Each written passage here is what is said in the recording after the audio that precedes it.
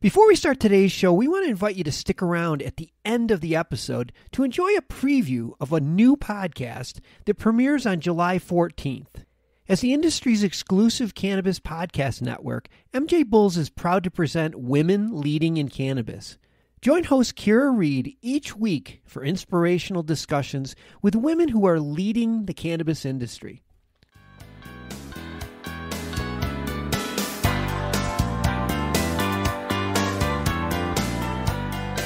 Welcome to another episode of Hemp Barons.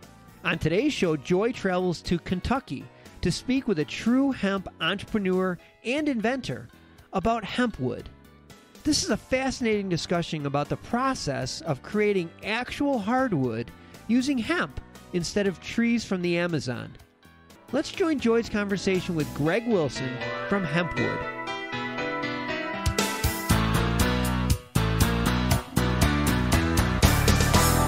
Well, Greg, thank you so much for being with us on Hemp Barons today. Hey, thanks for having me. As I have more than sufficiently gushed, but didn't want to do it online here with our listeners, we're just so totally thrilled to have you. You are a hemp hero of epic proportions as you sit here and create dimensional lumber with hemp, which we have been dreaming about, at least me, since I was bit by the hemp bug 30 years ago, and now moving, of course, into flooring and other things. And we're talking about your wood turning products that are available online, even as we speak today. But Greg Wilson of Kentucky, you have created the company HempWood, brother, and I happen to know that you had a friend. I believe you'll correct me if I'm wrong here, because I want to get up to some of what you're making, how you do it, some of the comparison and testing, and use our time for that as opposed to the potentially more fascinating pieces of how you came into this. But I know that you were a vinyl siding and flooring guy traditionally, and an inventor of sorts. And that you had a friend who had a bamboo flooring company wanting that bamboo flooring to be commercially available. And as we all know, or those of us who have had bamboo floors in our kitchens, you drop any type of an object on that bamboo floor, or you wear high heels, God forbid, and you're going to damage that floor. It's such soft wood. And that you then set up a nanotech lab in Australia and I believe China to study various plant fibers. And lo and behold, discovered that hemp worked. Created the patent, the trademark, bought the URL, and here we have HempWood working with Murray State University on this project, brother. Tell me, what is it right now? Where is your company at in terms of the products that are available today as we speak? And we're right here in mid to late March, combating this unprecedented circumstances of coronavirus as we speak today. What can you sell to us? And you're the only ones who can do it on the planet Earth right now. What is it that you can sell as we embrace this versatile, valuable crop? Well, thanks for the introduction.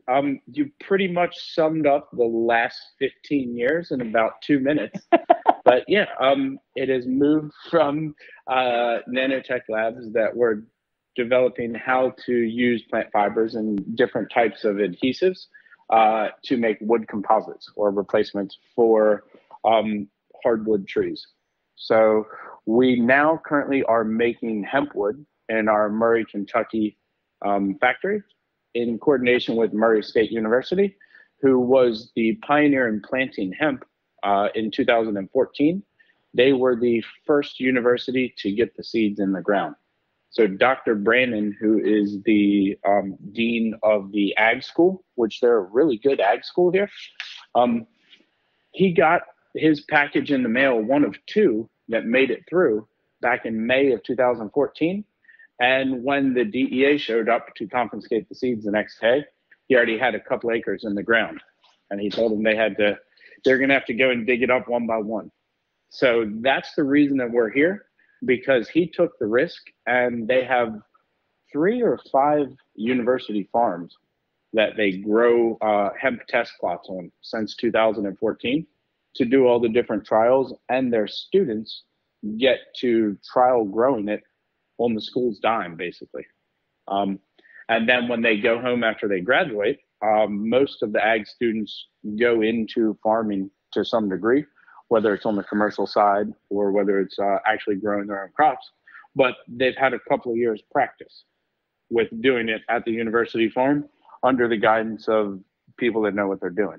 So that's why Murray in Little West Kentucky is kind of the epicenter of the hemp industry, because we have close to 20,000 acres that was grown within 100 miles of our plant here. And a big portion of that is due to the fact that Murray State taught them how to do it. They have field days. They have all these training sessions. They actually have the Agricultural Hemp Innovation Center is based on campus there, which we're a part of. So that's what ended us up here. We are currently making dimensional lumber in the form of 6x6s. We are cutting those down into boards. Our standard board is a 1x6, and it's priced just above solid oak currently. But we're working on getting it so it's just below in price of U.S. domestic oak. We are now launching our picture frames, which we're making in coordination with one of our cabinet manufacturers here in West Kentucky. Are about 15 minutes away. They'd been doing a lot of trials for us about how the stuff milled and routed and cut and things like that with machinery that we didn't have in-house. And we developed a picture frame with them. So we do dimensional lumber in the forms of 6x6s. We do 1x6s. We can cut it to specialty thicknesses that a lot of people are starting to make guitars and make different projects for, down to 1/4 of an inch. We are launching our picture frames currently as soon as we can figure out how to get the shipping dynamics on our website. If anyone's listening and could help us out with that, that would be really helpful. And our flooring launch was scheduled for NOCO next week, and that has been delayed. I just want to get in there and say how excited I am about that. I'm riding out the coronavirus with Lizzie Knight, one of the co-owners of NOCO. I'm at her ranch here in the outskirts of Fort Collins, because I live in New York and evacuated myself out of New York to Lizzie's ranch. And to say that we are excited for the spa floor at NOCO to be HempWood. I mean, you are the highlight. There are so many exciting things happening at NOCO, brother, but I'm a hemp building materials just complete nut. I've done the training for years for Hemp Technologies, which built the first permanent hempcrete homes in the United States. And the giddiness of the NOCO staff and leadership and those of us who love NOCO and have been with it since the beginning, you're the highlight of NOCO, brother. We're going to have HempWood floors at the spa at NOCO. This is amazing. So we're going to get you in August to do that for the rescheduled dates of NOCO, again, August 6th through 8th now. Is that right? Oh, yeah. So we had our first large-scale production run that we did last week of 1,500 square feet. And that was supposed to be for the trade show. So it was going to be for the spa area as well as our booth. And now we got 1,500 square feet that we're sending out to our first commercial customers because the demand's been built up for a while. So, yeah, we'll absolutely be at NOCO. We will have our flooring listed on our website for sale next month. We were planning on doing it in person at NOCO, but I guess God changed that idea a little bit. And yeah, we have also a lot of different wood blanks for people that we call craftsmen or woodworkers. So people are making guitars and duck calls and bowls and urns and statues and necklaces and rings and all these different items. So if you go to our website, you can also see some of the more popular things that people are putting on their turning machines and their lathes and doing their routing. People are making like pepper shakers and, oh, you name it. I have an arrow that somebody made. I'm seeing that. It looks like you've got the pepper mill blank, the bowl blank, the bottle stopper blank, the coaster blank, bead blanks, pen blanks. I mean, this is a hempster and crafter's dream at hempwood.com. These materials that you're getting out to folks. And you probably also know the other co-owner of NOCO is, of course, Morris Beagle of Silverwood Hemp Guitars.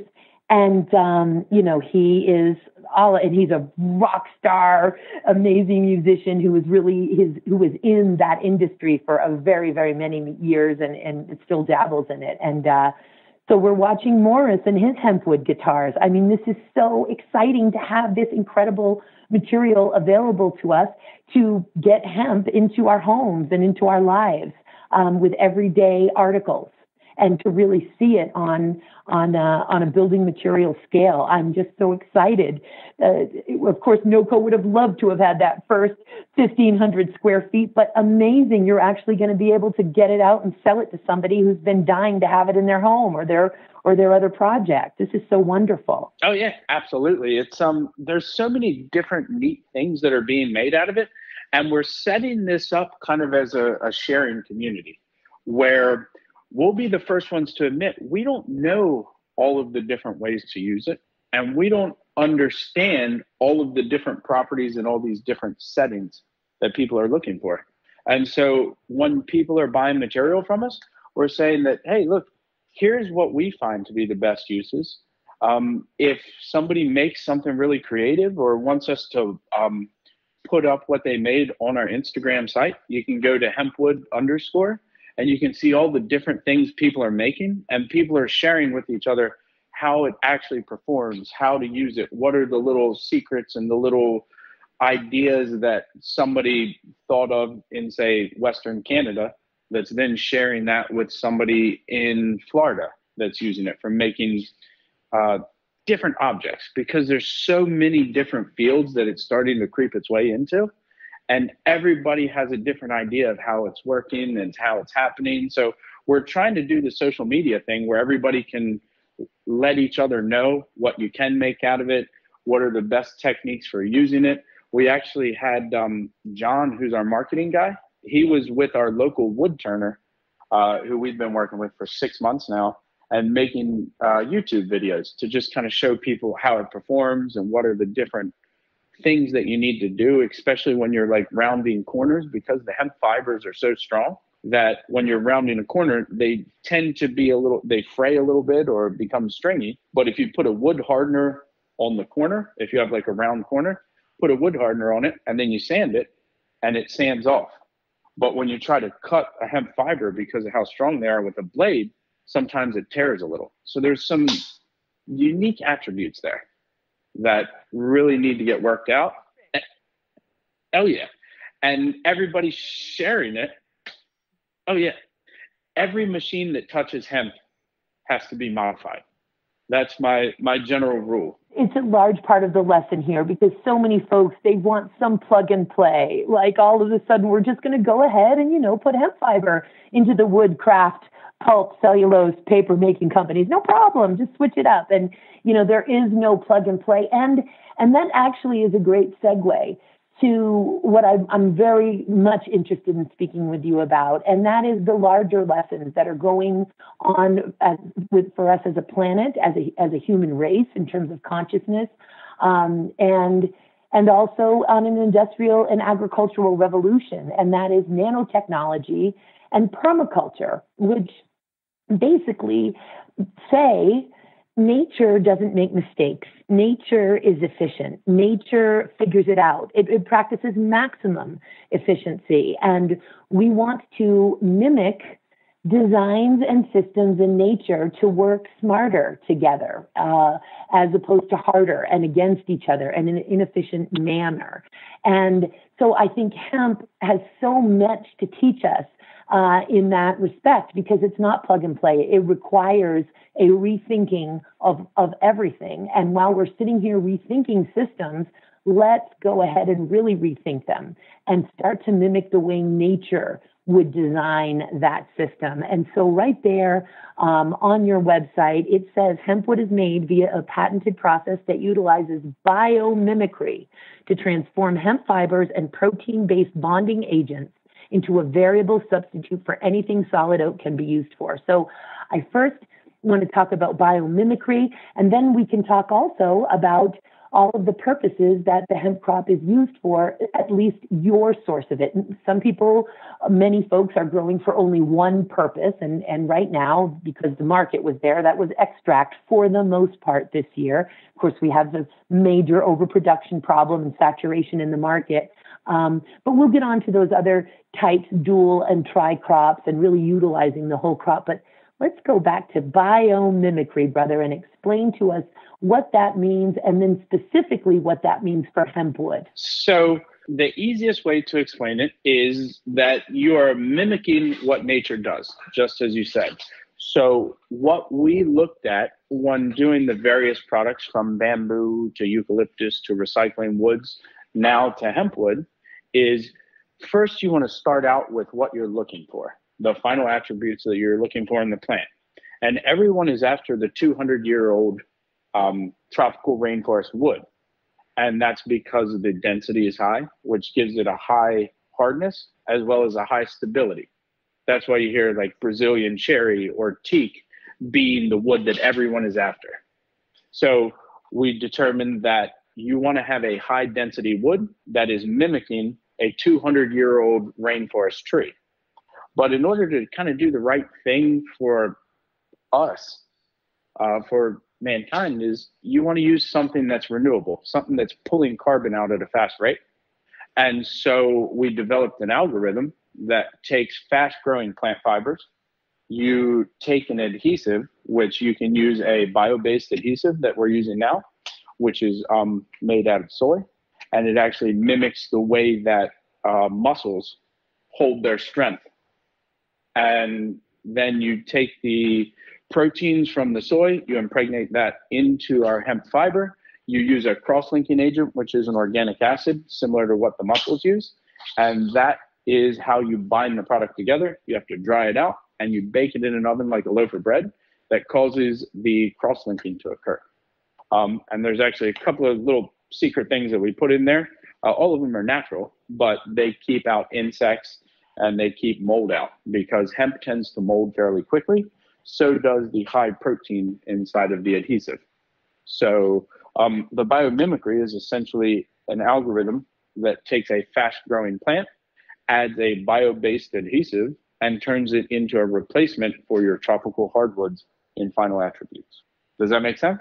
It surely does, and I so appreciate that explanation, and it's very visual as well. And a lot of folks are used to hearing all of this antifungal and anti-mold and antibacterial qualities for various parts or industries in hemp, such as in textiles. And then I remember getting my first pair of hemp rope sandals. I was following the Grateful Dead in the early 90s, and hemp rope sandals became available, and I bought my pair, and hey, it was anti-mold, right? These things aren't going to mold. Well, it only took that one rainstorm and those 5 puddles and that leaving them in the back of the van for a week for me to realize that wasn't entirely true. And of course, for hempcrete, which is a construction infill, an above ground construction infill, which is mold, rot, pest, and fire resistance. That is because of the lime, of course. That's a hemp hurd, that inner woody core of the hemp stalk for our listeners, as opposed to that bast fiber, the outer bark of the hemp stalk, and a very particular lime and water. But it's the lime, of course, and the specific mixture, ensuring that you've done it correctly, that keeps out the mold. So you have to compensate for that with the HempWood product. And let's talk for a moment, as we discuss those things, why hemp? Of course, there are many different attributes. As we often say, hemp may look like canaf or flax as it's growing, but on a microscopic scale, and certainly on a nano scale, which we didn't even have the ability or technology to see hemp on a nano scale 30 years ago, when we were really first getting involved in this movement in this industry. It's quite different. So let's talk about then why did hemp fiber work, the hemp plant work, versus these other plants? Okay, so the first thing that we look at is how the plant grows. And so if you have a plant that grows really fast, it ticks the box of being a renewable resource.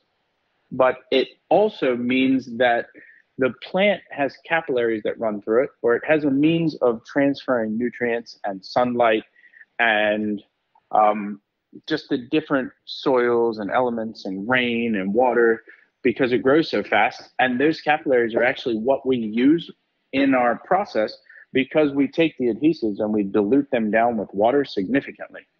And then we use the water as the vehicle to drive the proteins into the cell structure. So you're impregnating it rather than encapsulating it.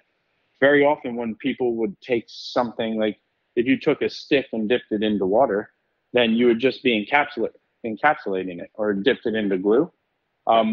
Whereas we break the cell structure open, but it's already partially open because it has these capillaries in it, and it allows that adhesive that we had been diluted down with water to drive into the cell structure of it. So that's really important because that's what gives you your strength and your density. Whereas if you're using something that grows really slow and it already has all of its lignins and cellulose in place, that's already giving it a hardness, you can't get that same method of making it.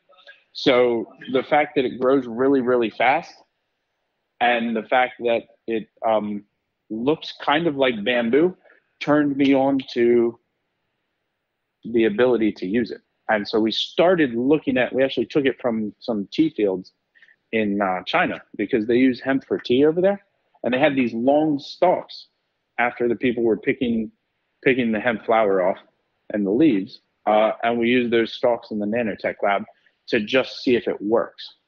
So it made sense to do, but it kind of sat on the shelf as a joke. I had a sample sitting on my desk since maybe 2010, and used to say to people that the manufacturing algorithm is so versatile, we can turn weed into wood. And that's before I even knew about the whole hemp element of it, or before I was really into that. It was another plant fiber that made sense to use, and it was not legal, so it didn't make sense to commercially pursue. And 2014 changed all that. So 2014, with passing the hemp bill, then it actually allowed it in certain states, and it did not allow it federally. So entrepreneurs could chase after making a new product out of it, rather than a large corporation that had to follow federal rules. So that's what kind of allowed us to sneak in there. Absolutely. I mean, it was the, of course, Agriculture Act of 2014, the Farm Bill, which had that glorious legitimacy of industrial hemp research amendment in it, and created the agricultural pilot programs, a defined term within that legislation, and defined industrial hemp for the first time in U.S. history, distinguishing it from marijuana. And I remember, the naysayers, when by that time I'd been working in the hemp movements for 24 years. So this was an amazing, revolutionary, cosmic, seismic shift in cannabis policy in the United States. And folks complained because it wasn't enough. And we knew that this path forward through the agricultural pilot programs, and of course now, thank goodness, completely legalized as an agricultural commodity and removed in every respect hemp from the Controlled Substances Act and the shackles of DEA jurisdiction. Side note, USDA interim final rule, but I digress. But we knew that that was a blessing, and it allowed these agricultural research pilot programs then to begin to be invented, or for those state departments of ag, of course, to be able to promulgate rules to create them in states where hemp was allowed to be cultivated. And then for our institutions of higher education, and as you say, Murray State boldly, even before the University of Kentucky or Kentucky State University took advantage of that. And of course, as you stated in the beginning, had to come up against the DEA, who, despite the clear legislation and intent of it, said, hey, this viable hemp seed here is a controlled substance. And that litigation was fascinating, as was the settlement. But absolutely incredible that it unfolded that way, so that exactly as you say, the huge corporations could not immediately come in and take advantage, and instead inventors, small businesses, entrepreneurs, cottage industry were really able to get in there. And for ill or good, many folks focused on extract, but here you have you and Murray State and your incredible team, and all of those who support you, and have supported you throughout, deciding, no, we know where the trillion-dollar industries are, and we know where the planetary healing is, and it's in the many, many uses of this incredible fiber. Let me ask you, does the silica content within hemp, which is one of the reasons, by the way, that hemp is so perfect for hempcrete to make that construction and fill with lime, is because the lime wants to bond with silica, and wood cellulose is basically void of it. Is the silica content within hemp, does that play a factor in your product as well? That's one of the things that kind of helps from its natural state that allows the bonding to occur. I wish it was higher in proteins, because then I wouldn't even have to use the soy as the base for the glue. We've been working on that, but it just hasn't really come to fruition of being able to make an adhesive purely out of it. But the silica definitely does give it a boost. It makes it so you don't have to do a preparation step that you typically have to do with different woods or different bamboos, which is you have to boil it in the hydrogen peroxide to rough up the surface to be able to get that cross-linking to actually hook into the cell structure. But the silica in this, I believe we at least give part of the credit, that's why you do not have to do that step, because it actually helps us not having a whole bunch of discharge water from the facility that we have to figure out how to clean it up then. So that's part of the problem with bamboo, is that you have to pull all of these natural elements out of it to basically kill the plant, so then the glue can hook into it. Where this one, we're just unbailing the round bales. We invented a machine to do that. We call it the toilet paper unroller. It just looks like a big toilet paper unroller, and it's got a motor on it. We pull out a half a bale at a time. It's, I think 32 feet long, 4 feet wide. And then we put it through a plywood roller, and that plywood roller breaks open the cell structure of it before we put it into a batching system and submerge it into our adhesive. Once it comes out of there, we took a tobacco barn and we hooked up a silo dryer that you use for like drying corn and beans. We hooked that up to our tobacco barn, and then we put a recirculating system in there with some humidity and temperature controls to be able to drive it back down to a certain moisture content. And that moisture content makes it so it doesn't crack, so it doesn't have to dry out as much like natural wood. Because with natural wood, when you cut down a tree, you're at 50% moisture content. And then the ends of the logs always split. And so you're ending up cutting off the last 6 to 12 inches of each end of the log before you turn it into boards, where we're able to avoid that wastage because we dry it out to a moisture content that is appropriate for what we want to do with it. And then that's when we press it into a block and bake it like a loaf of bread. So there's all these different things, and we don't know all the answers, but we're just kind of moving it along as fast as we can and figuring it out on the fly. We've bought probably 25% of our equipment for the facility as we were building it up and learning stuff just on Facebook Marketplace and eBay and secondhand farm stuff. We're dragging it out of different barns around the state of Kentucky and Tennessee and adapting all these different things to try to make it work, because it's a shame to say that people don't make very much in the United States anymore. And so when we're doing different projects in different places, like in China, you can go on Alibaba.com. When you have an idea of how you could process or adapt the process in some sort of piece of equipment, go in Alibaba, you can buy that equipment, it arrives next week, and you can do your trials. It's really inexpensive.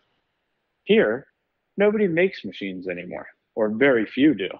And so we have to take a machine that's 30 years old sitting in somebody's barn, and then we have our in-house machinist who sits down with our engineering team and says, how should we adapt this thing to try to make it work on hemp?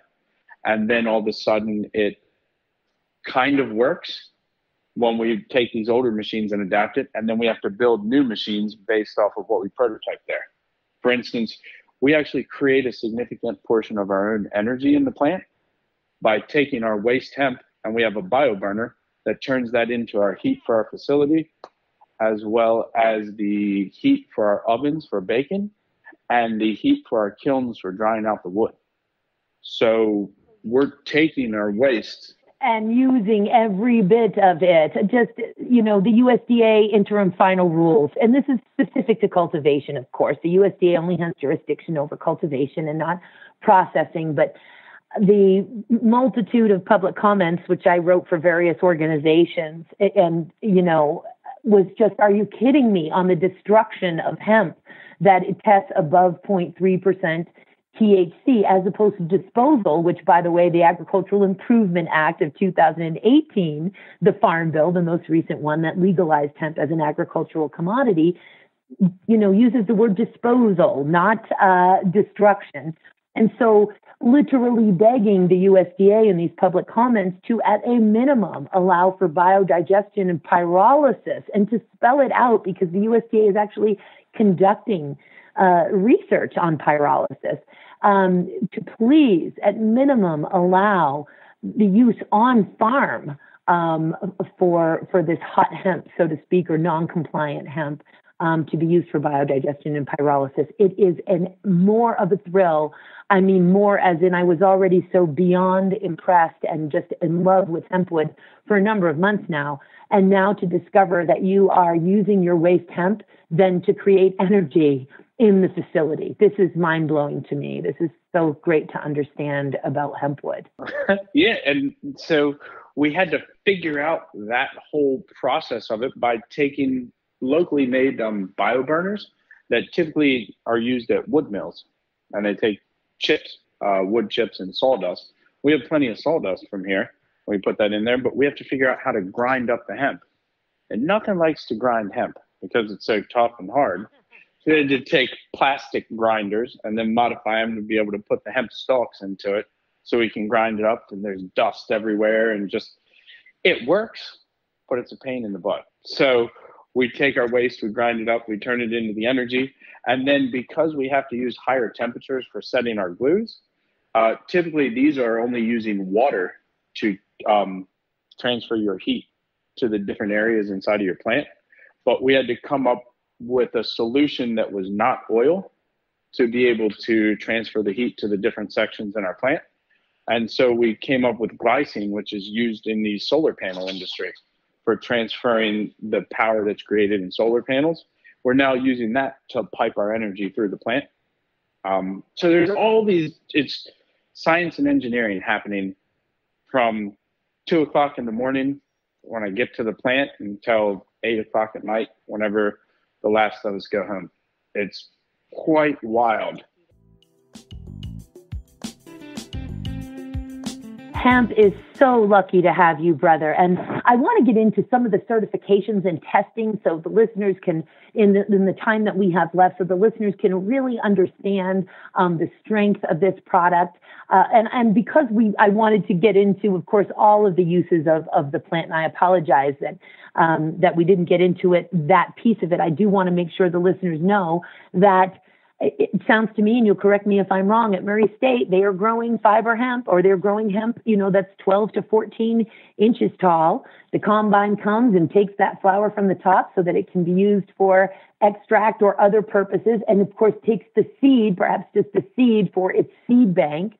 And then you come along and with another setting on the combine and go ahead and take that stock and just leave the roots. Now, the roots, of course, can be used. There are very valuable triterpenes located in the roots of the hemp plant that are very difficult to find in any plant and don't exist in any other part of the hemp plant. But those very same roots, of course, build such organic matter in the soil and help to build the soil. So it's great that they're left there. But the hemp that you use, grown in America, Murray State, being used for the seed bank, the flowers, and the stalk, just amazing. Correct me if I'm wrong with any of that. And then after that, please let us know about some of the tests, carb-2 compliance, the Janka hardness, the dimensional change coefficients, and so on, brother. Yeah, sure. So you're absolutely correct. The hemp is grown, plant about 40 pounds per acre of seed. And so it grows really dense. And when it grows really dense, it doesn't allow the overcrowding of the weeds. So they don't use any sort of pesticides or herbicides or anything like that. It grows really, really thick. The canopy gets up, and then that canopy prevents the sunlight from allowing weeds to grow. At harvest time, which is typically 2 weeks after the male plants start to die, the seeds are ready to go. And so when the seeds are ready, that's the cash crop for the people that we're working with. So they set their combine headers for about 6 foot. Some of them they have to set a little bit lower, maybe 5 feet, depending on when floral and seed material starts on the stalk. So set the combines, they take off the top of the plant. It's separated into flower in one bin, seed in the other bin. The seed goes to the seed banks. I believe they have to freeze it so they can grow it for next year. Or the stuff that's third year crop goes into food, because after the third year, you don't have high enough germination rates. And the food seed costs, I think, like a quarter of what the replanting seed's value is. So they have different streams that the seed goes into. The floral material is baled and is sent to oil processing facilities. And the next day, we typically come back with sickle bars and cut down the stalks. And then you let them ret for a couple of days, dry out to get the green out of them in the sun, turn it over with a windrow, come back and bale it. And then we get 4 to 8 truckloads a day into the facility here, or we're stuffing every barn we can find around here full of hemp, keep it out of the rain. When it comes in here, then we go through, right now we're only doing maybe 1 to 2 tons a day. We want to be able to get up to processing a ton an hour in the facility here. So it's on the way, but yeah, none of the plant is wasted. They do leave the roots out in the field. I think that's just because when you're dealing with thousands of acres, how are you going to dig thousands of acres of roots out of the ground? People are doing trials. There's all types of research happening on it. But when you say biomimicry and trying to use the whole plant and everything, our company's name is actually Fibonacci. And it's named Fibonacci because we use the Fibonacci sequence in that manufacturing algorithm. And that's the sequence of life. That kind of tells you what is the optimum means of putting certain items into nature due to sunlight and due to rain and how things can optimally grow. And so that's what we use to make this product. So it's kind of a full circle thing. There's a reason that that number comes up in nature so much. And there's a reason it works for making our different products. We might not know exactly why, but it does. And that Fibonacci sequence that gives us our density of the final product gives us our hardness, which is the Janka hardness. And the Janka hardness is you take a ball bearing that's essentially 1 inch in diameter, and you measure how much pressure it takes to have, I believe it's 50% of that ball bearing imprint into the board or the material that you're putting into it. And so our Janka hardness ratings have come back in the 2,800 scale. I've seen some that were 2,500 up to 2,800, where your domestic oaks are typically 1,800. So it's significantly higher than what oak is. We only claim 20% higher in hardness because it's a lot easier to under-promise and over-deliver than to say every single one is 50% harder, and then some of them come back as only 40% or 35%. Some of the other testing that we do on them, they're all ASTM, I believe it's 1037A is the standard testing for wood materials and composites. And so we do our wet testing, we do our dimensional change coefficient according to those. We do our dry strength testing, which is an impact test. It's essentially like a hammer that you take to see how much force it takes to actually break the wood. Your accelerated aging, where you put your materials into water for 2 hours and then take a measure, 24 hours and take a measure, and then you let it dry back out and take a measure. You also have, I believe it's the 8-hour soak test, where you put it in water for 8 hours and you let it dry for 8 hours, and then you put it in an oven for 8 hours to do your accelerated aging, going through different climates, basically. Even though that one doesn't pertain to ours because we're not an exterior product, we still run those tests. You have your CARB 2 compliance, which is VOC emissions. Because we're adding no formaldehyde, we do not have any VOC emissions that have been added to our product. All natural plants do have a little bit. So all trees and leaves and everything like that have a little bit, but we have 0 added formaldehyde. We have 0 added VOCs. Other testing that we do. There's a lot of different processing testing for how it cuts, how it sands, how it stains, how it's moisture resistant. Right now, we are doing a interior non-structural, which the standard uses would be flooring is typically about 60% of the different products that we come up with by volume. We have furniture, which includes stair treads and cabinetry, as well as chairs and desks and tables and things like that. Furniture usually ends up being about 20% of the output of the different products we come up with. And then home goods and hobby woods. And home goods and hobby woods go into all different types of lamps and, you name it. There's people making what they call, for the wounded warriors scenarios, they're making defense canes. So people that were wounded in the military, instead of just having a regular cane, they have a cane that's made out of something that's harder that they can defend themselves.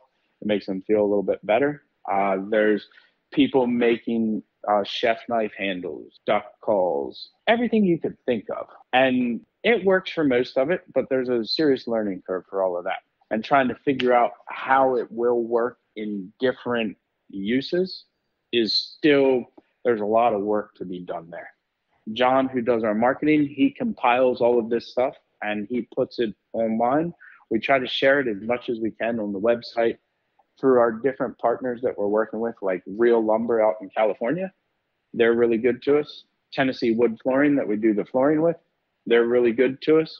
We also have HempWood Canada that's taking off. Our buddy Kareem up in Nova Scotia just had the first HempWood kitchen that he took to a trade show. So there's a whole lot of stuff that's happening. There's a whole lot of new products on the horizon. And we love to see when people make something new and different and tell us how it performs and give us their test results. Whether it's some guy in his little workshop or it's a huge corporation like Shaw, there's all different types of people trying to figure out how does this fit into their current products or into their lifestyle. Well, Greg, watching the lotus petals of HempWood unfold is such a pleasure and treat, especially for a hemp nerd like me who is just been invested in this dream, now a reality, for decades. And you are such a big part of it without even realizing how much real estate HempWood has been taking up in my mind and in my heart since I discovered your existence. Watching it all unfold, thank you. We're talking about a plant grown in America with a facility right here in America, created by an American innovator just like you, a vinyl siding and a flooring guy. Really such a huge part of the revolution. Everybody, do not walk, run to hempwood.com and please see what the products that are available there, because guess what? If you get into the wood turning section, there is something there for everybody or somebody that you know, and it's time for all of us to have a piece of this in our home, to touch it, feel it, use it, and embrace the new hemp economy. Greg, thank you so much for being with us on Hemp Parents today, and I can't wait to have you back. Hey, well, thanks for having us, and I can't say it more. It takes a village to get this done. Whether it's the people that are growing, whether it's the fellow processors, or it's the market. If people don't buy what we're making, we won't last long. So if you can go to hempwood.com and purchase something while you're sitting at home with this coronavirus blues of trying to figure out what to do in your boredom, dust off your table saw or get your chop saw out, buy some hempwood, and you can get it delivered to your house. You don't even have to go out to Lowe's or anywhere and pick it up, and make something cool, share it back with us, and we'll put it up online so people can know what's going on and how it works. And if anyone wants to come and visit, as soon as this scare is over, come on down. We're in Murray, Kentucky. We're right behind Dunkin's, the little burger joint. So it's hard to miss us. Everybody in town knows. I'll be taking you up on that offer, brother. My youngest will start his MBA at Gatton at UK in June, and I will be taking you up on that offer. Greg, thank you so much again for everything you do here at Hemp Barons. We are just wishing you the greatest success. Hey, thanks for having us, and keep up the good work.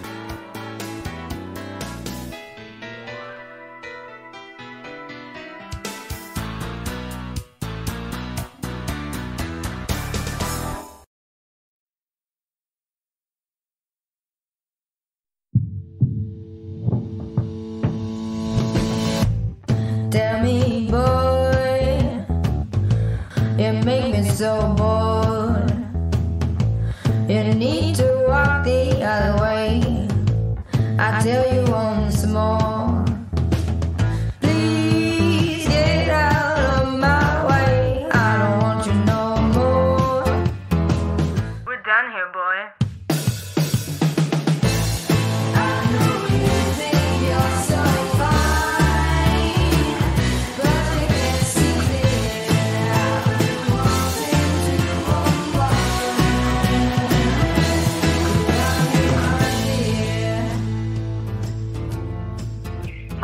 My name is Kira Reed, and I'd like to invite you to be inspired by the women who are leading in the cannabis industry. Each week, we will discuss empowerment, leadership, and what it means to be a woman in charge in marijuana, hemp, and CBD. As the founder of the Women Empowered in Cannabis community, I have had the great pleasure to get to know many brilliant and talented women who are CEOs, executives, politicians, advocates, and community leaders that are focused on creating a cannabis economy that is just, fair, and equal. We'll learn how these women make decisions, how they navigate a predominantly male industry, and what they're doing to level the playing field for women. I hope you'll join us.